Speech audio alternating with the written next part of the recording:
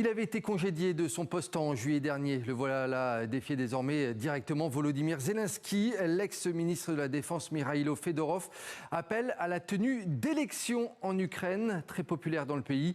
Il dénonce au passage la corruption au sein de l'administration Zelensky. On voit cela avec Florent Krepseg.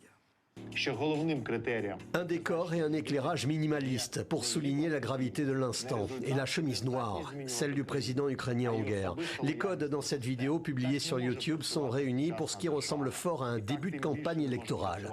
Mais pour cela, il faudrait qu'il y ait une élection. Que se passera-t-il si la guerre dure encore 1, 2 ou 3 ans?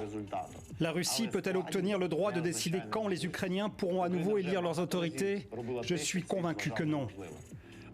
La démocratie ne peut pas être l'otage de la Russie.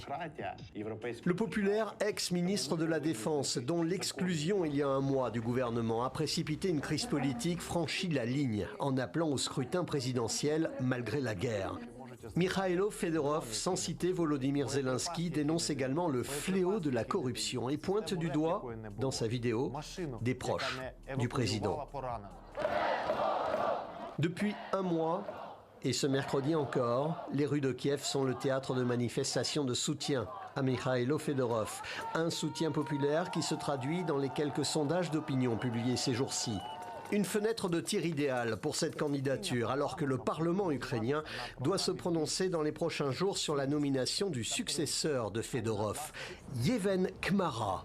Ancien commandant des forces spéciales, pour l'heure, il a les faveurs du président pour ce poste de ministre de la Défense. Mais en ces temps incertains pour la politique ukrainienne, rien n'est moins sûr.